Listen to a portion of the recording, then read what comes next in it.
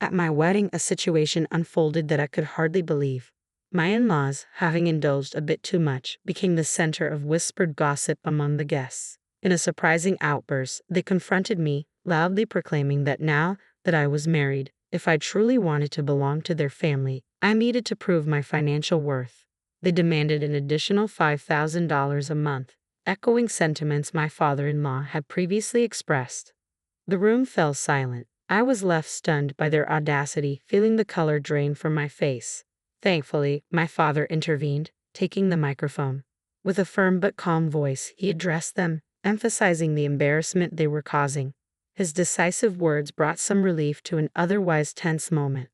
My name is Betty Ratchell, and I'm a 33-year-old woman engaged to Stephen, a 35-year-old man I met through a friend concerned about my prolonged single status. After losing my mother at a young age, my father took on the role of both parents, working tirelessly to provide for me. This loss deeply affected me, making me guard my emotions closely, and as a result, I rarely dated seriously.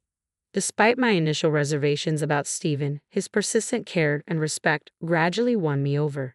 He was always a gentleman, and over time, his unwavering support allowed me to open my heart. Dating him brought happiness back into my life, making him incredibly special to me.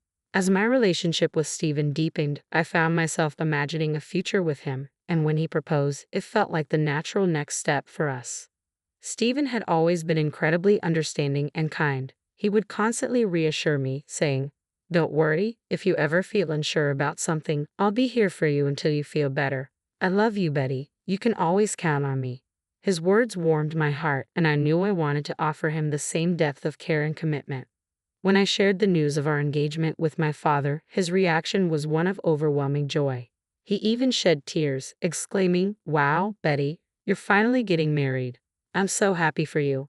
I playfully called him dramatic, but it led to a touching conversation where he revealed his quiet fears that I might never settle down. That moment showed me just how deeply he cared.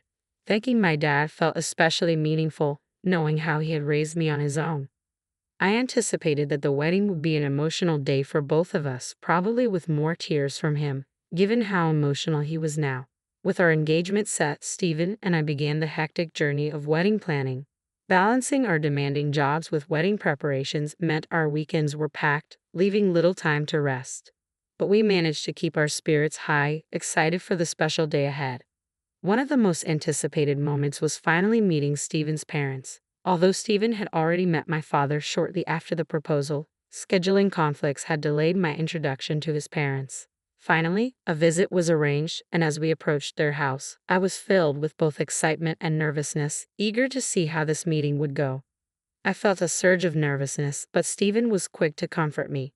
"Don't worry, my parents are very kind," he assured, helping ease my anxiety as we stepped into what would be a significant new chapter in our lives.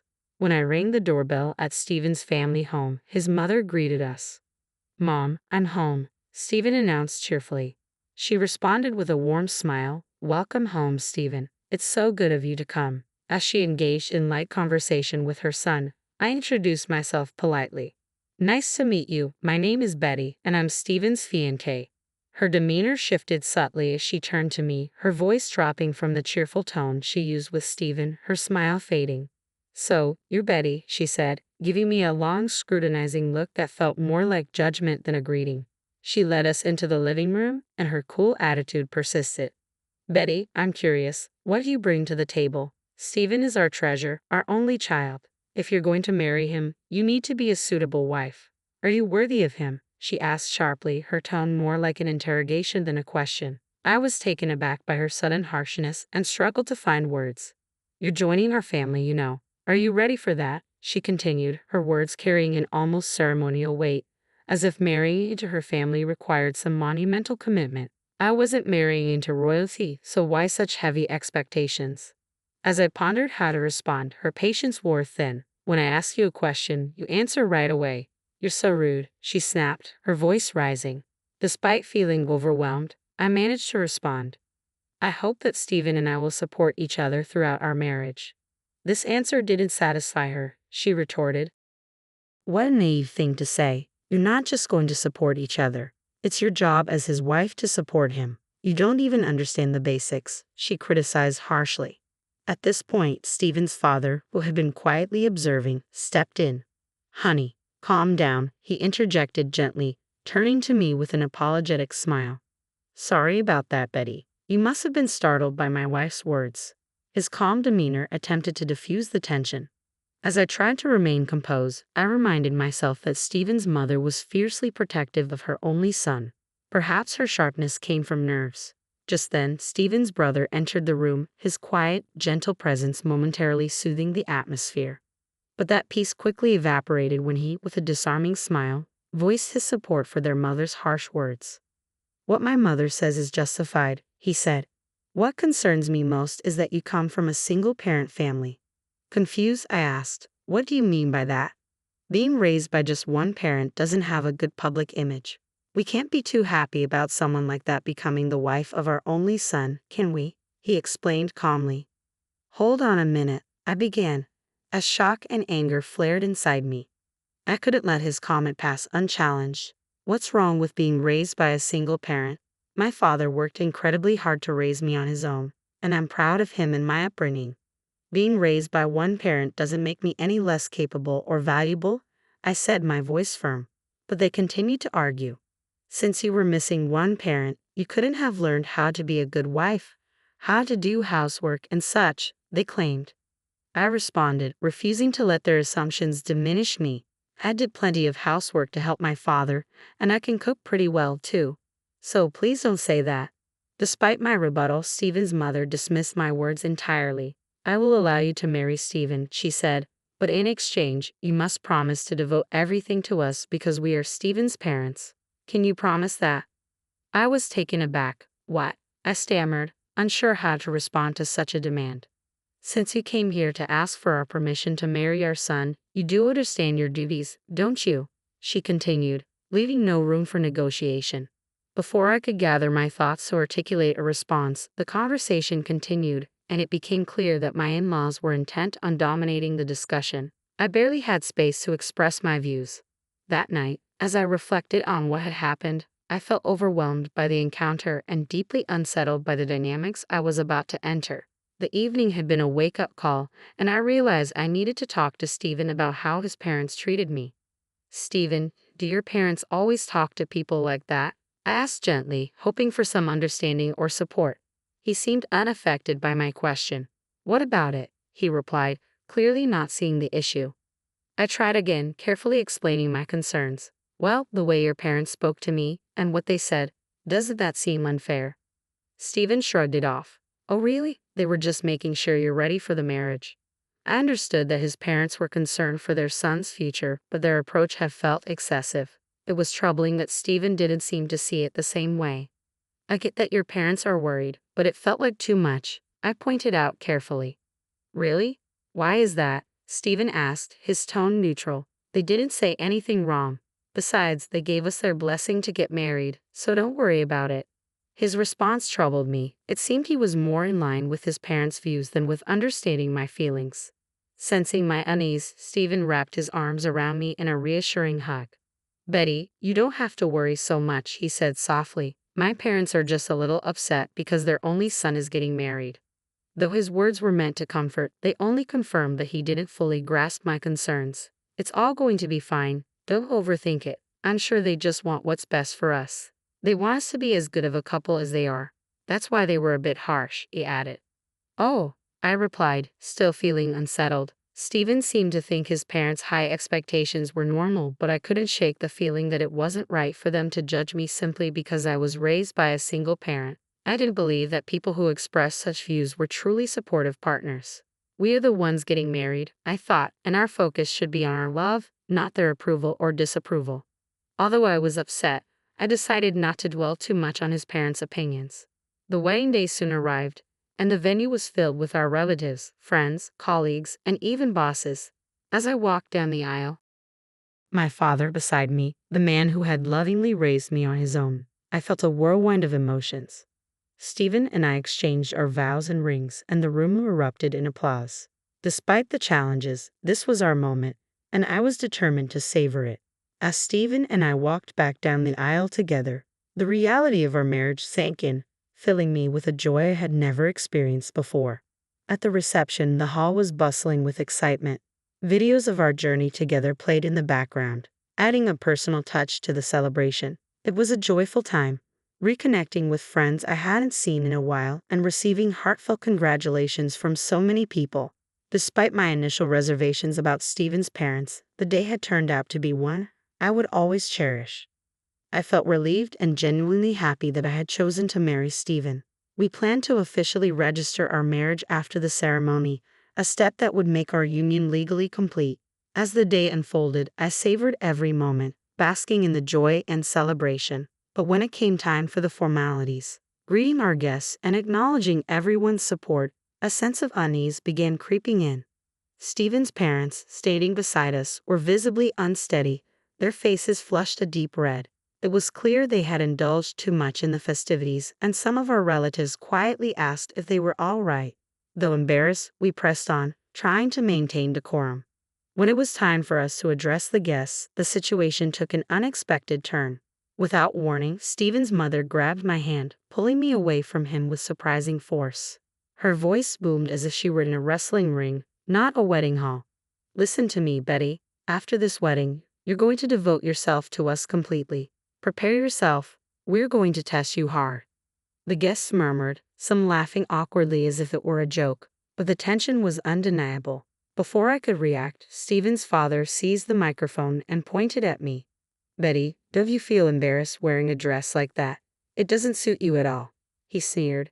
His mother nodded in agreement, piling on the criticism. The murmurs among the guests grew louder, turning from amusement to concern. I turned to Stephen, my eyes pleading for him to step in and stop his parents' humiliating outbursts. This was supposed to be our wedding day, a celebration of love, not a spectacle of disrespect. But Stephen stood frozen, making no move to defend me or our union. The situation escalated when his parents, still intoxicated, began making outrageous demands. "After you register the marriage, you should give us a few $1,000s a month, plus your entire bonus." They insisted, their greed blatant and shocking. I felt my face drain of color as I stood there, utterly stunned. My father, who had been watching the scene unfold, couldn't stay silent any longer. He stepped forward, taking the microphone from Stephen's father with a steady hand. "Enough of this," my father said calmly but firmly. "Don't you realize you're making fools of yourselves?" Stephen's parents, instead of backing down, lashed out, mocking my father for being a single parent. "Single parents are never any good," they jeered, their words cutting deeply. But my father didn't falter. His expression remained composed as he replied, "You people are worse than I imagined. You even refuse to meet me because I'm a single father." Then, with a twist that took everyone by surprise, my father revealed something that changed the tone of the room entirely. "I never imagined that someone like you would work for President Roy," my father said, his voice calm yet pointed. "President Roy is a respectable man, and I always assumed his employees would be just as decent." The mention of President Roy, a business partner of my father's and an old friend, visibly shook my father-in-law. His confident demeanor began to crack. My father continued, "And speaking of single parents, President Roy was raised by his mother alone." He let the weight of his words settle before delivering the final blow. "So, you just insulted the president of the company you work for." The realization hit hard. Stephen's parents' faces fell as they grasped the gravity of their mistake. The room shifted, the power dynamic completely reversed.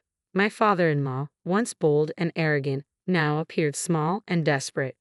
"I apologize, sir," he stammered, his bravado gone. "Please, don't tell the president about this." He fell to his knees, pleading, an image that was starkly different from the domineering figure he had been moments ago. For me, this moment was pivotal. It revealed both the true nature of Stephen's family and the strength and connections of my own. But perhaps most telling was Stephen's silence. He stood there, unmoving, unwilling, or unable to protect me from his parents' outbursts. The painful realization struck me: Stephen might never stand up for me. As the tension in the hall reached its peak, guests, caught between shock and amusement, began recording the scene.